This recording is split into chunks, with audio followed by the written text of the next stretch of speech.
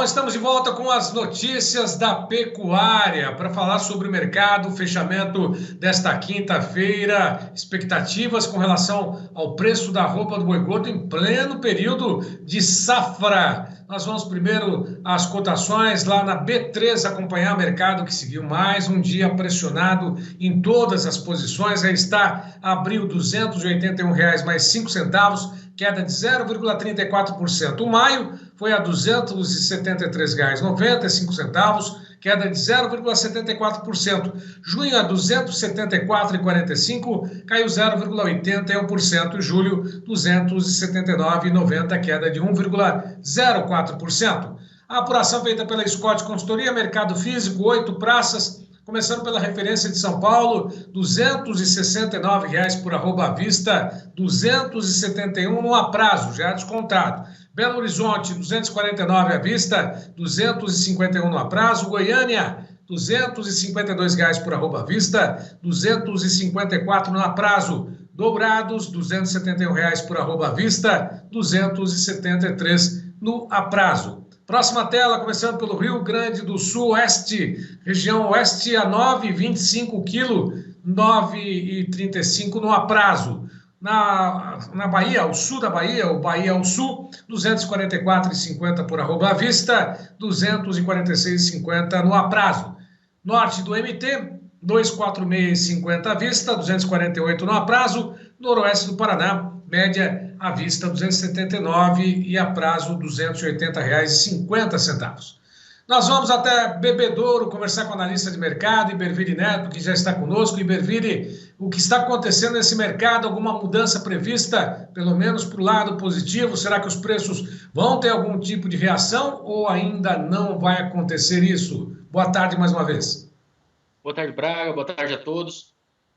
Braga, o cenário no mercado segue sem grandes alterações, pensando em mercado físico. A gente teve essa questão de pressão aí nos futuros, principalmente em decorrência do câmbio, né?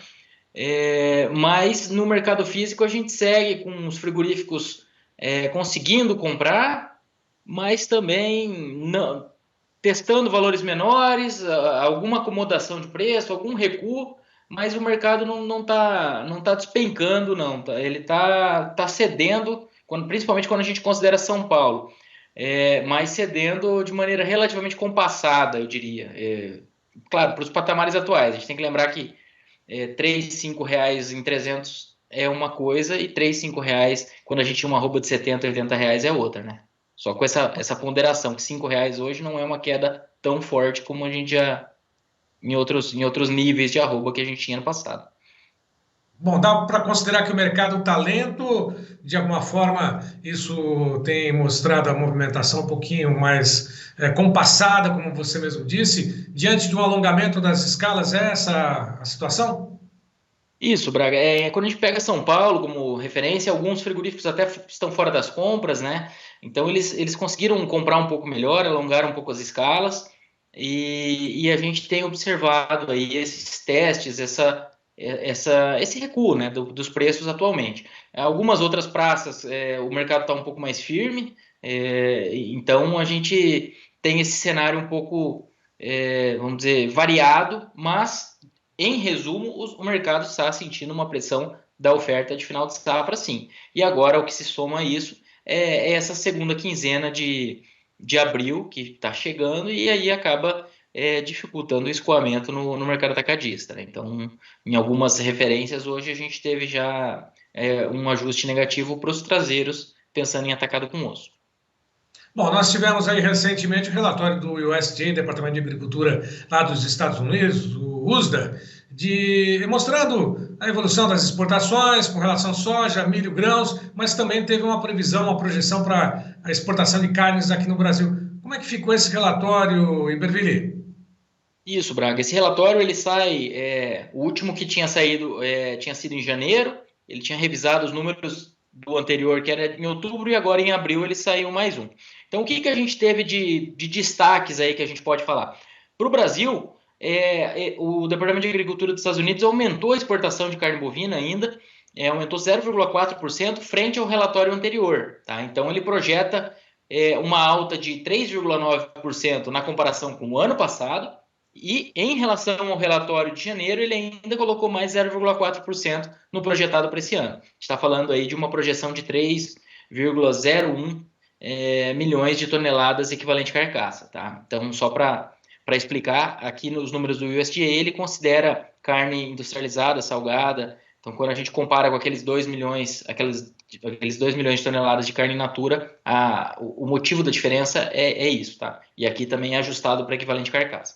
Mas só essa ressalva. Outro ponto que a gente pode destacar é que a Austrália, eles tiraram 8,2% das projeções de exportação de carne australiana para 2023. Então, eles ainda esperam que o país aumente em 2% as exportações, aumente em 13% as exportações, mas tiraram 8% frente à projeção anterior. Então, eles estão falando aí de Austrália exportando 1,4 milhão de toneladas, frente a 1,5 da projeção de janeiro. Então, tudo isso vai mantendo aquele cenário de importância do Brasil no cenário internacional. Esse relatório ele também projeta que o Brasil deve participar com 25% das exportações do comércio global de carne em 2023, frente a 24,1% em 2022. Então, aumentando a participação do Brasil por um cenário aí de oferta global de menor disponibilidade nos principais exportadores, e aí o destaque absoluto vai para os Estados Unidos, né? Que devem ter uma você queda de 180 mil toneladas. Me perdoe, você mandou inclusive uma arte, né, um gráfico, para poder entender um pouquinho mais. Aí o Iberville mandou esse material, o Gleidson está colocando no ar. Acho que vai precisar encher a tela, né, para que a gente possa entender um pouquinho melhor. Exatamente esses números que você falou, do Brasil, da Índia, Austrália, e os grandes produtores, né, e principalmente a Austrália ampliando as exportações deles, né? Essa linha azul, esse bloco azul, não é isso? Isso, Braga. Como é que é a lógica desse gráfico? Esse gráfico ele vem dos maiores exportadores projetados para 2023, começando do lado esquerdo, que é Brasil, depois Índia, Austrália. E o que vai acontecer com essas exportações em 2023 na comparação com o ano anterior? Então, quando a gente fala em Brasil, deve aumentar em 114 mil toneladas. Índia, 33 mil toneladas de aumento. Austrália, 161 mil toneladas. Aí a gente tem esse bloco intermediário aí, que representam menos no comércio global. E os Estados Unidos é o único que está fora de ordem aí, entre aspas, porque eles exportam, vamos dizer, eles são, a projeção para 2023 é que eles sejam o terceiro maior exportador, atrás de Brasil e de Índia. Tá? Mas eles ficaram no final porque foi mantida a ordem aí que o Departamento de Agricultura dos Estados Unidos colocou esses dados e ele separa os Estados Unidos para dar um destaque. Mas quando a gente foca aí nos Estados Unidos, a gente está falando de uma queda de 182 mil toneladas de exportação. Então, somando todas essas variações, a gente chega num aumento do comércio global, que é aquela última barrinha lá, de 31 mil toneladas. Só que esse aumento ele é principalmente pelo aumento de exportação de Brasil, Índia e Austrália. Todos esses países misturados ali no meio e compensando essa queda de 180 mil toneladas das exportações dos Estados Unidos. Os Estados Unidos estão numa fase de menor oferta de gado e preços em alta. Então, as projeções são de redução nas exportações do país. O que chama atenção também no bloco aí é a Argentina e o Uruguai, que praticamente tem uma redução nas exportações, dos volumes exportados. É isso que dá para entender pelo gráfico? Isso, a Argentina, a projeção do USDA para 2023, na comparação com 2022, é de uma queda de 3,4%. Eles até aumentaram um pouco em relação à projeção anterior, mas ainda é queda. E aí os outros destaques, a gente tem Nova Zelândia caindo 0,5%, União Europeia caindo 3,7%, e o Uruguai 5,5%, Paraguai 3,7%. Então, são outros países aí que também devem diminuir a sua disponibilidade no mercado internacional. México aumenta um pouquinho, 3,8%, mas a gente já vai ficando mais distante dos principais exportadores. Né? A liderança continua nossa, do Brasil, é isso? De longe, Braga, de longe. A projeção é que o Brasil exporte 3 milhões de toneladas, com aquela ponderação que eu falei a respeito de ser carne industrializada, salgada, né, e in natura. E na segunda posição, a expectativa é que Índia exporte 1.475.000 toneladas, com a ressalva de que aí está inclusa também carne de búfalos, né? E quando a gente soma Índia e Austrália, Índia e Estados Unidos, que seria a segunda e a terceira posição, os dois juntos ainda não chegam na exportação do Brasil. Então, o Brasil, que é o primeiro colocado na projeção do USDA, ele deve exportar mais carne que o segundo e o terceiro colocados juntos. Então, não é brincadeira o que o Brasil faz no mercado internacional, não.